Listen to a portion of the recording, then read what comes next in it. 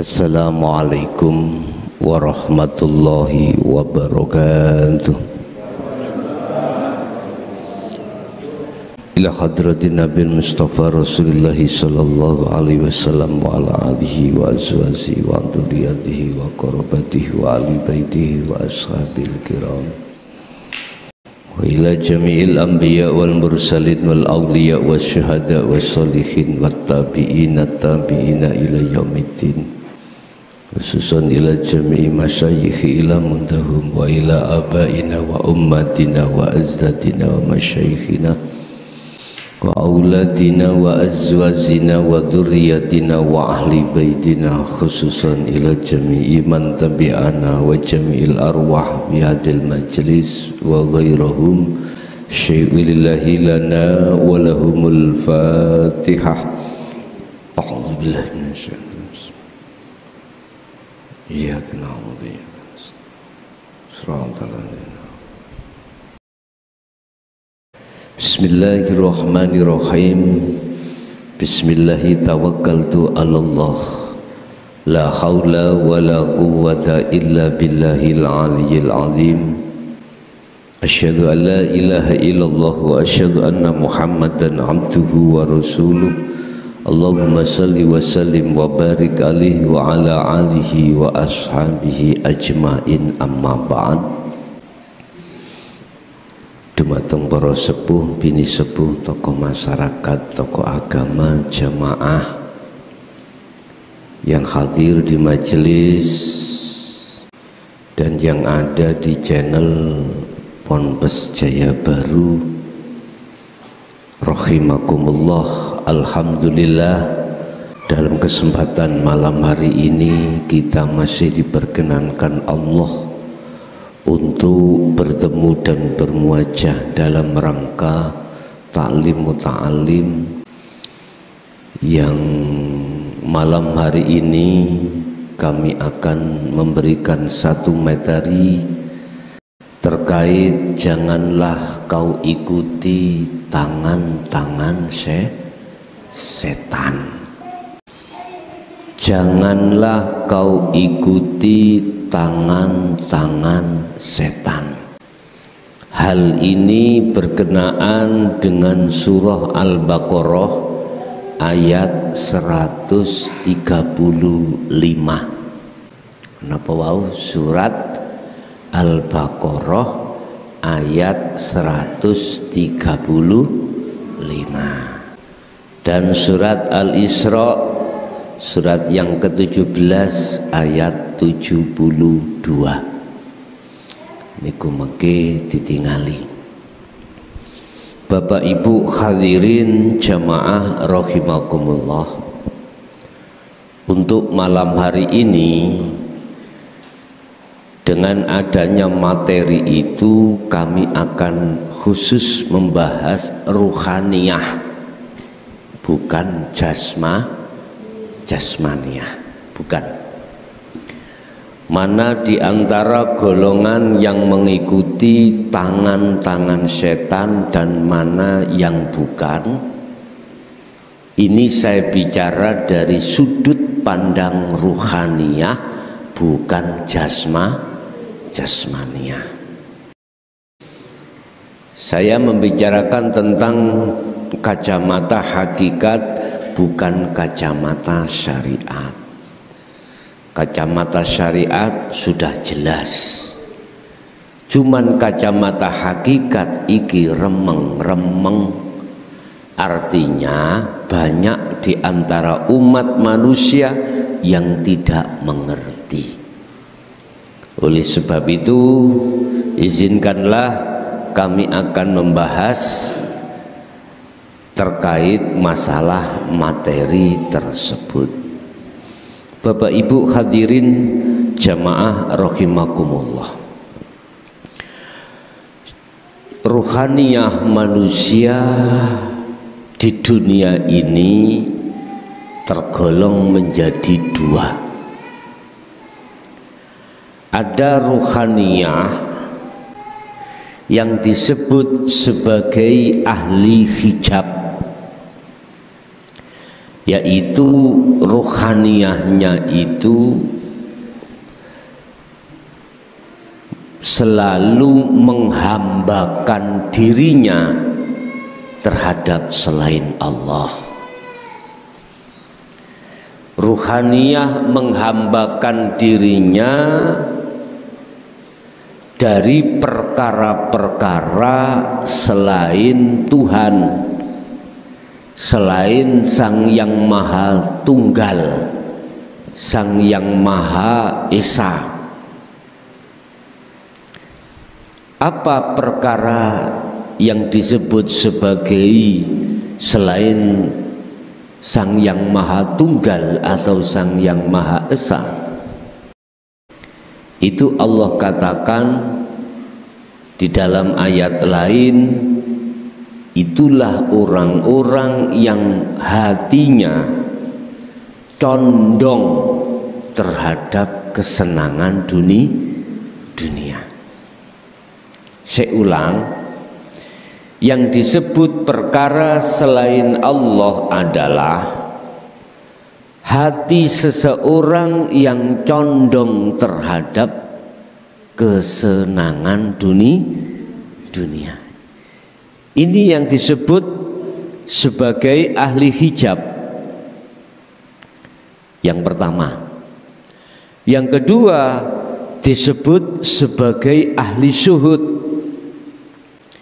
Ahli di mana yang hatinya condong terhadap urip atau hidup, bahasa syariat wong Islam mengatakan Allah yang menguasai semua perkara-perkara yang disebut kesenangan dunia. Sebab manusia itu mempunyai dua mata, Bapak Ibu. Satu mata zahir yang disebut ainul basyariyah. Yang kedua adalah mata batin yang disebut ainul basirah. Ahli hijab niki Bapak Ibu, kedua mata ini, antara mata zahir dan mata hati atau mata batin, mesti imannya itu terhadap kesenangan dunia. Condongnya itu terhadap kesenangan dunia. Ini ahli hijab. Sedangkan ahli syuhud itu telah menempatkan mata pada tempatnya. Mata zahir untuk melihat perkara-perkara selain Allah. Mata basyariyah dia temukan untuk menyaksikan perkara-perkara selain Allah. Tetapi mata batinnya beliau, ainul basirahnya itu hanya untuk Allah. Ini perbedaan. Wa ma umiru illa liya'budullaha mukhlishina lahuddin. Beliau itu ruhaniyahnya, mata hatinya itu selalu condong melihat Allahnya, tidak melihat makhluknya. Sekalipun mata zahir ini melihat makhluk. Paham Pak Bumi? Wis. Barang siapa saat di dunia kita baik mata hati maupun mata zahir ataupun mata batin itu condongnya terhadap selain Allah, maka itulah yang disebut mata hati yang buta. Buta terhadap Allah. Apabila hal ini terjadi di dunia sampai dia meninggal, maka dia pasti di akhirat itu akan buta terhadap Allah. Artinya ruhaniyah kita tidak bisa kembali kepada Allah Subhanahu wa ta'ala. Tidak bisa. laksana seperti ini. Kita semua sudah tahu tempat kembali kita. Secara jasmani rumah saya aku tahu, jenengan ya sudah tahu semuanya.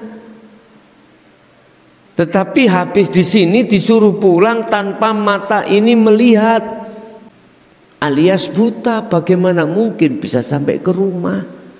Nggak bisa. Akhirnya kita tersesatlah di jalan. Laksana seperti itu rohania kita. Dituntut oleh Allah, idza jaa ajaluhum la yastaqdimuna sa'ah wa la yasta'khirun. Dituntut Allah untuk kembali ruhania ini.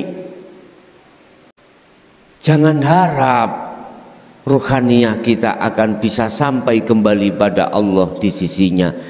Enggak bisa. Inilah ruhaniah yang tersesat di jalan ini. Akhirnya mengapa di dalam hukum syariat ada surga, ada neraka. Di sini persoalannya. Terus bagaimana keadaan ahli syuhud? Sudah tidak bisa diragukan. Ahli syuhud itu mata hatinya tidak buta terhadap Allah. Sehingga ketika saat Allah menjemputnya, memerintahkan untuk kembali, bahkan dijemput sendiri, kata Rasulullah, kalbarki, kembalinya seperti kilat, cepat, karena dia tidak buta dan bisa sampai ke hadirat Allah Subhanahu wa ta'ala. Terus bagaimana yang terpenting sekarang? Umat Islam khususnya, umumnya umat manusia, sebelum meninggal mata hati kita itu sudah tidak buta lagi. Ini yang terpenting buat kita, sehingga hati kita selalu condong kepada Allah, bukan condong terhadap selain Allah. Sudah sering kami sampaikan, lekaslah ruhaniahmu itu mencari guru akhirat. Lekaslah kita untuk mendapatkan guru akhirat, yaitu guru yang membimbing khusus ruhaniah kita tanpa ada tendensi. Tanpa ada tendensi. Otomatis yang diberikan terhadap kita adalah ajaran dinul haq. Bapak Ibu, kita ketika saat mencari guru hati-hati. Banyak di antara di tengah-tengah kita mengatasnamakan pembahasan pengajian tentang tauhid. Tapi diam-diam kita sebagai umat tidak mengerti. Ada tendensi terhadap nafsunya, yaitu perkara-perkara urusan dunia. Hati-hati. Carilah guru yang betul-betul di situ kita itu beliau tidak ada tendensi apapun. Tendensi apapun. Carilah guru-guru akhirat yang seperti itu, Bapak Ibu. Tadi sudah saya katakan banyak di tengah-tengah kita yang mengatasnamakan iki kajian tauhid. Terus ada tendensi terselubung di situ. Ada, hati-hati. Akhirnya apa? Jamaah yang susah. Jamaah yang susah. Diiming-imingilah yang katanya rekeningnya akan ada. Jangan percaya. Jikalau kau memberikan 10% terhadapku, maka rekeningmu akan ada tambahan. Jangan percaya. Saya katakan jangan percaya.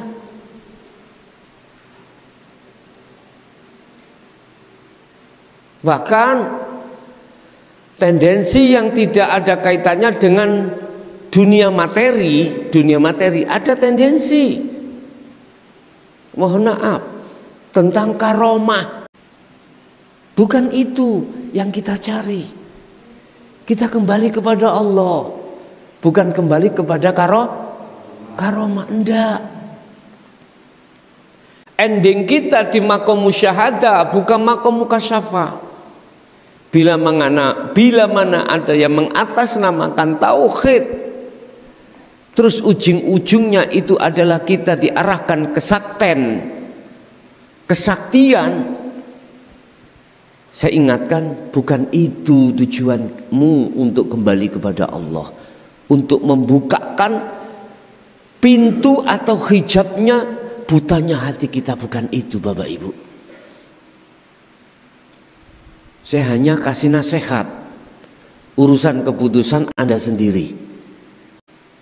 Saya mendengar langsung dari para korban yang sudah terlibat di situ. Akhirnya jamaah yang sengsara, jamaah yang akhirnya itu menghadapi kondisi yang sangat buruk. Akhirnya zikirnya tidak bisa untuk maksimal. Jangan. Sudahi.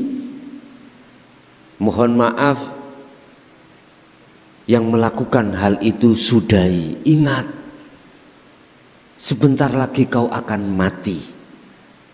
Apa yang kau bawa? Hal-hal yang kau banggakan kelihatan mewah, kelihatan kehormatanmu mewah, bukan itu yang kau bawa.